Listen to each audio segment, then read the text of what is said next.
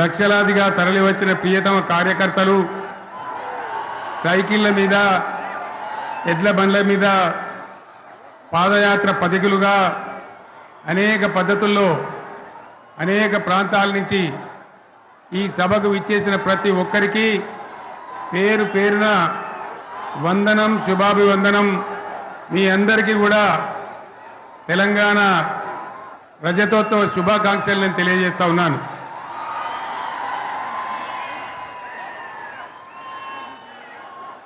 జననీ జన్మభూమిశ్చ స్వర్గాదపి గరీయస్. ఇది శ్రీరామచంద్రుడు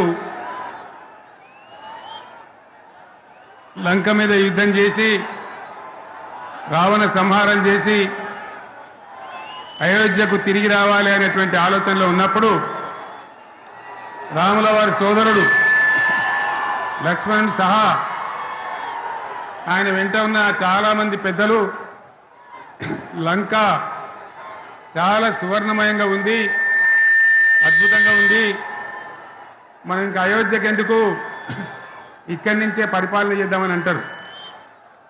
దానికి శ్రీరామచంద్రుల వారు ఒప్పుకోలేదు.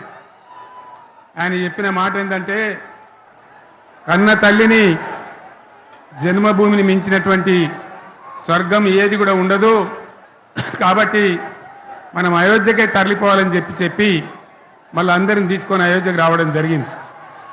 అదే స్ఫూర్తితోని చాలా గందరగోళ స్థితిలో ఉన్నటువంటి, దిక్కు తోతని స్థితిలో ఉన్నటువంటి, ఆత్మహత్యలకు ఆలవాలమైనటువంటి, వలసలకు నిలయమైనటువంటి ఒక ఘోరమైన ఆపదలో వలసవాదుల విషకవిగిలలో చిక్కి నలిగిపోతున్న తెలంగాణ రాష్ట్రాన్ని ఎట్టి పరిస్థితుల్లో విముక్తి చేయాలని, స్వరాష్ట్రం సాధించాలని, జననిని జన్మభూమిని మించిన వేరేది లేదని చెప్పి నేను ఒక్కడిగా బయలుదేరి ఆనాడు తెలంగాణ ఉద్యమానికి శ్రీకారం చుట్టడం జరిగింది.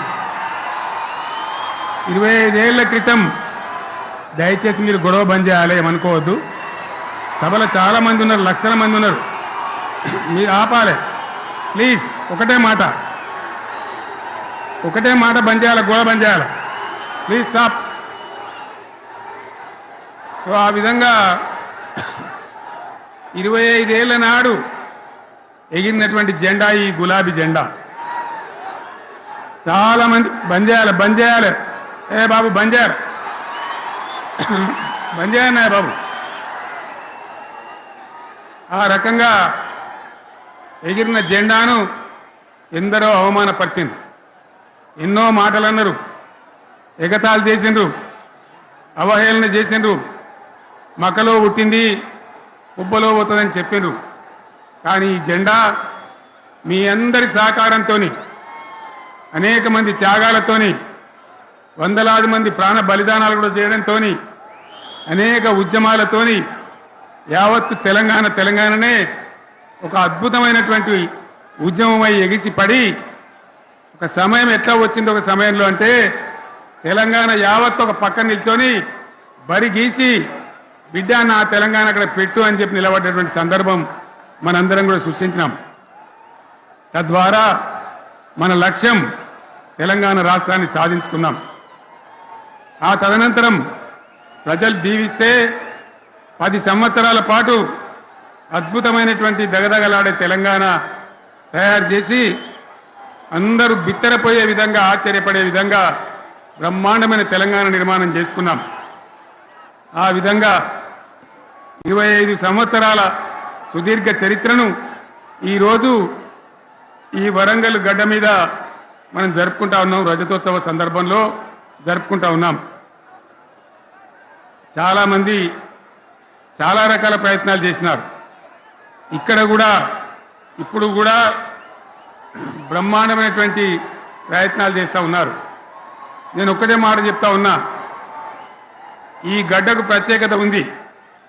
ఇది రాణి రుద్రమ్మ ఏలిన వీరగడ్డ, సమ్మక్క సారక్కల పోరుగడ్డ, బమ్మెర పోతన కవితా మాధుర్యం పండించినటువంటి జీవగడ్డ. ఈ వరంగల్ నేలకు నేను వందనం చేస్తూ ఉన్నాను. మన అమరవీరులకు శిరస్సు వంచి నివాళులు అర్పిస్తూ ఉన్నాను. 69లో మూగబోయిన తెలంగాణ నినాదానికి తిరిగి జీవం పోసి